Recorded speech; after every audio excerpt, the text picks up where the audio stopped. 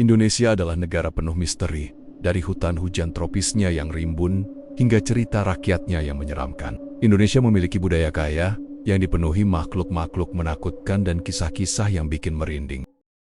Dari cerita tentang hantu hingga kerasukan setan, kisah horor Indonesia bisa membuatmu sulit tidur di malam hari. Tapi sebelum kita masuk ke narasi gelap dan mencekam ini, pastikan kamu sudah subscribe channel kami. Kami menghadirkan konten paling menyeramkan dan menarik dari seluruh dunia. Jadi jangan sampai ketinggalan episode terbaru. Mari kita jelajahi kegelapan bersama. Selamat datang di channel kami. Di video kali ini, kita akan menyelami jantung warisan budaya Indonesia untuk mengungkap 5 kisah mencekam yang menghantui sejak zaman dahulu kala. Ikuti kami menelusuri bayang-bayang kepercayaan kuno dan legenda modern, menjelajahi mitos-mitos urban paling menyeramkan yang masih membuat bulu kuduk merinding. Bersiaplah menghadapi ketakutanmu saat kami mengungkap sudut-sudut tergelap dari cerita rakyat Indonesia dan kisah-kisah menakutkan yang membuat kita terjaga sepanjang malam. Nomor 5. Taman Nasional Alas Purwo. Tersembunyi di ujung timur Pulau Jawa, terdapat Taman Nasional Alas Purwo, tempat hutan hujan tropis lebat bertemu dengan pasir putih pantai selatan. Kawasan lindung yang luas ini menjadi rumah bagi beragam flora dan fauna, tapi juga penuh cerita angker dan pertemuan mistis yang membuatnya dijuluki sebagai salah satu tempat paling berhantu di Indonesia. Legenda di taman ini beragam seperti bentang alamnya. Salah satu kisah populer adalah tentang terowongan gaib menuju alam baka. Menurut cerita rakyat, terowongan bawah tanah ini terbuka setiap 700 tahun sekali, memungkinkan arwah orang mati kembali sebentar ke dunia manusia. Kisah lain bercerita tentang sebuah desa yang ditelan bumi, hanya menyisakan padang pasir putih. Ada yang percaya itu akibat gempa dahsyat, sementara yang lain menganggapnya murka dewa yang tersinggung. Menambah nuansa mistis, masyarakat percaya bahwa pocong sering menampakkan diri di sini. Roh jahat berbalut kain kafan putih yang muncul dari kuburan untuk menyeret jiwa orang hidup ke alam baka. Orang yang masuk ke taman ini pada malam hari sering mendengar bisikan gaib dan langkah kaki tanpa wujud, seolah-olah tidak sendirian di tengah rimba. Ada juga yang mengaku melihat sosok perempuan bergaun putih berdiri di tepi jalan, melambai dengan jarinya. Tak berhenti di situ, Alas Purwo juga diyakini dihuni genderuwo, makhluk yang suka menjerumuskan orang ke dalam hutan sebelum memangsa mereka. Digambarkan sebagai sosok besar berbulu kusut dengan gigi tajam dan taring menakutkan. Aumannya sering terdengar bergema di malam hari. Peringatan menyeramkan akan bahaya yang mengintai di kegelapan. Kepercayaan pada makhluk gaib ini membuat masyarakat menganggap Alas Purwo sebagai tempat sakral yang penuh roh dan entitas gaib. Karena itu, ada tradisi unik seperti meletakkan sesajen berupa bunga, buah, dan dupa di titik-titik tertentu, terutama di dekat lokasi yang diyakini sebagai mulut terowongan ke alam gaib. Tujuannya untuk menenangkan roh dan mengusir entitas jahat. Pengunjung juga sering diingatkan agar tetap di jalur resmi dan tidak masuk sendirian ke hutan lebat, terutama di malam hari. Selain demi keselamatan fisik, ini juga bentuk penghormatan terhadap nilai spiritual kawasan tersebut. Meski penuh kisah seram, banyak yang tetap nekat menjelajahi Alas Purwo, didorong rasa penasaran atau keinginan mengalami hal gaib secara langsung. Namun, legenda dan peringatan itu selalu jadi pengingat akan kekuatan tak kasat mata yang diyakini bersemayam di sana. Nomor 4. Pocong. Pocong adalah salah satu sosok paling terkenal sekaligus ditakuti dalam cerita rakyat Indonesia. Mewakili sisi gelap budaya terkait kematian dan alam baka. Kata pocong sendiri merujuk pada kain kafan tradisional yang digunakan untuk membungkus jenazah sebelum dimakamkan. Namun dalam cerita rakyat, pocong berubah menjadi sosok menyeramkan yang bersemayam di kain itu. Kisahnya, setelah seseorang dikuburkan, arwahnya bisa tetap berada di dalam kubur. Ada yang menjadi roh baik, tapi ada juga yang penuh dendam. Dalam kasus tertentu, roh tersebut terperangkap dalam kain kafan, lalu bangkit dari tanah dengan tubuh berbalut kain yang bergerak kaku dan menyeramkan. Sosok ini biasanya digambarkan kurus, dengan mulut menganga atau anggota tubuh panjang tak wajar. Citra yang benar-benar mengerikan dan tertanam dalam budaya Indonesia. Pocong sering digambarkan berusaha keluar dari tanah, membuat suara khas seperti gesekan atau lompatan kaku, kadang diiringi erangan atau siulan pelan. Suara ini dipercaya sebagai pertanda kesialan atau kematian yang akan datang. Banyak cerita menyebut pocong muncul untuk menghukum orang yang melanggar aturan, misalnya masuk ke area keramat atau tidak menghormati jenazah. Dalam kisah lain, pocong adalah roh yang menuntut balas atas perlakuan semasa hidup atau setelah kematiannya. Untuk memahami faktor ketakutan dari pocong, penting untuk melihat konteks budaya Indonesia. Konsep tentang mayat yang tidak dimakamkan dengan benar, lalu bangkit dan menebar teror, terasa sangat mengganggu. Karena hal itu menantang norma sosial serta keyakinan masyarakat mengenai kematian dan kehidupan setelah mati. Indonesia, seperti banyak budaya lain, memiliki kepercayaan kuat terhadap hal-hal gaib. Dan gagasan tentang roh pendendam yang mengusik ketenangan orang hidup menjadi sumber rasa takut yang kuat. Legenda pocong telah berkembang dan menyebar di seluruh Indonesia, dengan tiap daerah menambahkan nuansa atau ciri khasnya sendiri pada kisah tersebut. Beberapa versi menggambarkan pocong sebagai sosok yang lebih simpatik, roh yang terjebak dalam kain kafan dan merindukan kebebasan agar bisa menemukan kedamaian. Dalam narasi semacam ini, pocong mungkin meminta bantuan manusia, dan mereka yang menolong roh itu dipercaya akan mendapat keberuntungan.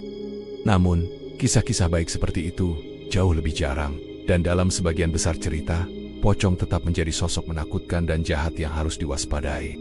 Baik muncul dari kuburan baru maupun bangkit dari makam lama yang telah lama ditinggalkan, pocong tetap berfungsi sebagai figur peringatan dalam cerita rakyat Indonesia yang mengingatkan manusia akan pentingnya menghormati orang mati dan menjalankan adat pemakaman dengan benar. Nomor 3. Genderuwo.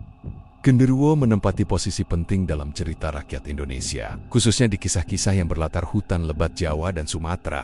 Makhluk mitos ini sering digambarkan sebagai sosok humanoid menyeramkan yang bisa berubah bentuk dan memangsa para pengembara yang tersesat di hutan. Namanya genderuwo, berasal dari bahasa Jawa dan kira-kira berarti orang tua berbulu, sesuai dengan deskripsi wujudnya. Sosok ini sering digambarkan menyeramkan, perpaduan antara manusia dan binatang. Kadang digambarkan sebagai makhluk tinggi, berotot, ditutupi rambut kusut panjang, dengan kekuatan luar biasa. Versi lain menggambarkannya mirip kera humanoid dengan taring tajam, mata merah menyala, dan cakar panjang mengerikan. Metode berburu genderuwo konon adalah dengan memikat korban masuk ke hutan. Ia digambarkan memiliki tatapan hipnotis yang bisa membuat mangsanya terpikat, berjalan semakin jauh ke dalam hutan lebat. Begitu terpisah dari rombongan, korban pun jatuh ke dalam cengkeraman ganasnya, dan tak pernah kembali lagi.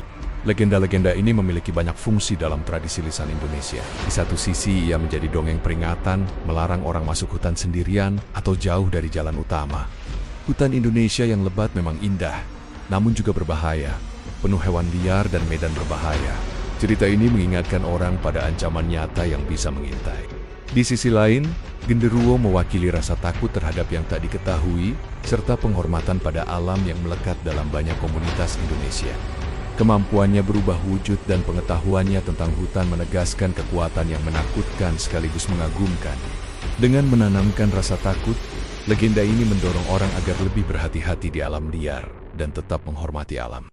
Dalam beberapa versi, genderuwo bahkan digambarkan sebagai roh penjaga hutan, menghukum mereka yang merusak atau berburu berlebihan demi menjaga keseimbangan alam. Nomor 2. Jin.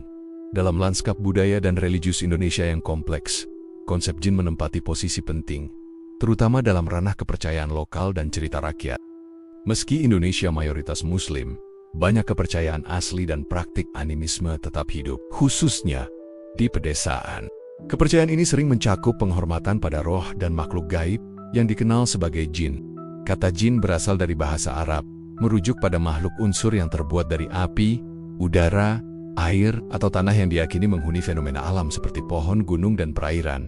Dalam budaya Indonesia, jin sering dipandang sebagai roh kuat, nakal, atau bahkan jahat yang bisa memengaruhi kehidupan manusia. Kepercayaan pada jin begitu tertanam dalam cerita rakyat Indonesia, memengaruhi banyak aspek kehidupan sehari-hari. Misalnya, diyakini bahwa tempat tertentu dihuni jin penghuni sebagai roh pelindung. Roh pelindung ini dihormati dan diberi sesajen untuk memastikan keselamatan dan keberuntungan. Sebaliknya, jin lain dianggap sebagai entitas jahat yang bisa menyebabkan bahaya, penyakit, atau kemalangan. Jin semacam ini dipercaya bisa memasuki tubuh manusia, memengaruhi perilaku mereka, hingga menyebabkan gangguan fisik atau mental. Nusantara kaya akan legenda seputar jin. Kisah-kisah ini sering menjadi dongeng peringatan yang diwariskan turun-temurun, menekankan pentingnya menghormati makhluk halus dan menaati adat istiadat tertentu. Misalnya, cerita tentang jin bisa menjelaskan asal-usul sebuah tempat atau menjadi alasan bagi peristiwa dan penyakit yang tak bisa dijelaskan. Dalam beberapa kasus, Kepercayaan pada jin melahirkan praktik untuk mencari berkah atau menghindari murka mereka. Orang bisa mendatangi dukun atau tokoh agama untuk mengidentifikasi dan menangkal pengaruh buruk jin. Ritual, doa, dan jimat juga umum digunakan sebagai perlindungan dari roh jahat. Lebih jauh, kepercayaan pada jin sering berpadu dengan praktik agama lokal. Di wilayah dengan mayoritas Islam, kisah jin disatukan dalam keyakinan agama, dipandang sebagai makhluk ciptaan Tuhan. Di daerah dengan animisme kuat, penghormatan pada jin bisa hidup berdampingan dengan dewa-dewa atau roh alam lainnya. Konsep jin hingga kini tetap menjadi bagian penting budaya Indonesia, membentuk keyakinan, ritual, dan praktik sosial di seluruh Nusantara. Makhluk gaib ini menjadi pengingat akan kekuatan tak kasat mata yang diakini membentuk dunia, menegaskan betapa kaya perpaduan kepercayaan dan cerita rakyat yang mendefinisikan masyarakat Indonesia. Nomor 1. Legenda Kuntilanak. Legenda kuntilanak telah diwariskan turun-temurun, terus berkembang mengikuti keyakinan dan adat di berbagai daerah. Kisah ini merupakan bagian penting dari budaya Indonesia, mencerminkan rasa takut yang mendalam, sekaligus rasa hormat terhadap misteri kehidupan dan kematian, khususnya yang berkaitan dengan perempuan dan persalinan. Salah satu tema utama legenda kuntilanak adalah gagasan tentang arwah perempuan yang meninggal secara tragis ketika sedang hamil atau saat melahirkan, lalu kembali menghantui dunia manusia.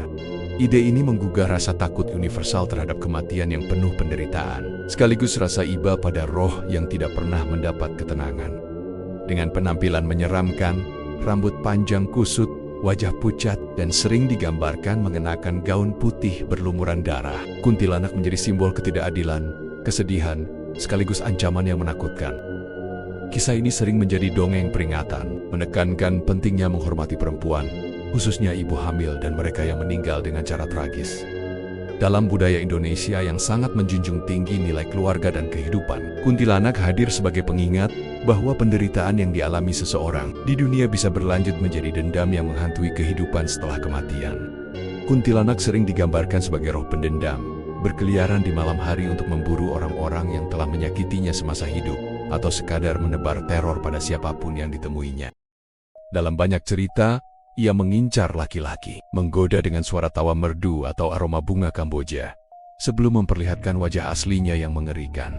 Kisah ini menegaskan pentingnya kesetiaan, rasa hormat, dan tanggung jawab, terutama terhadap perempuan yang rentan. Selain itu, legenda kuntilanak mencerminkan hubungan erat manusia dengan dunia roh dalam kepercayaan masyarakat Indonesia. Gagasan bahwa arwah yang penuh penderitaan bisa kembali berinteraksi dengan manusia hidup menunjukkan pandangan bahwa batas antara dunia nyata dan dunia gaib itu tipis. Keyakinan ini mendorong rasa hormat yang lebih dalam pada kehidupan, kematian, dan semua peristiwa di antaranya. Kuntilanak juga sering dikaitkan dengan kemampuannya mengubah wujud.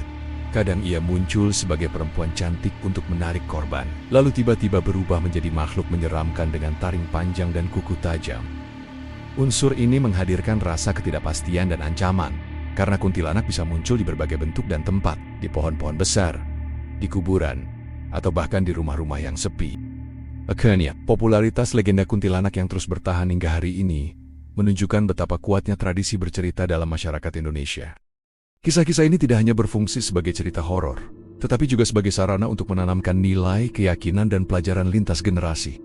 Rasa takut yang ditimbulkan oleh kuntilanak selalu berdampingan dengan pesan moral untuk menghargai kehidupan, memperlakukan sesama dengan adil, dan menyadari konsekuensi dari perbuatan manusia.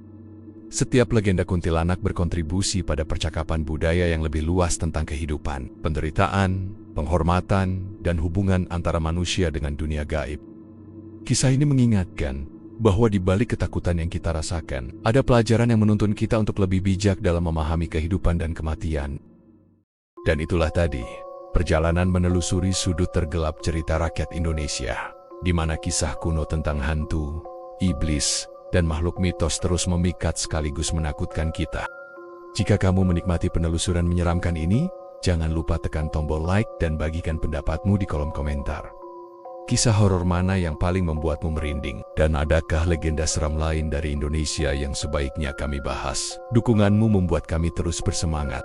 Terima kasih telah menemani kami dalam perjalanan penuh misteri ini. Sampai jumpa lagi, tetaplah waspada, dan dengarkan suara kain kafan yang mungkin bergesekan di sekitarmu.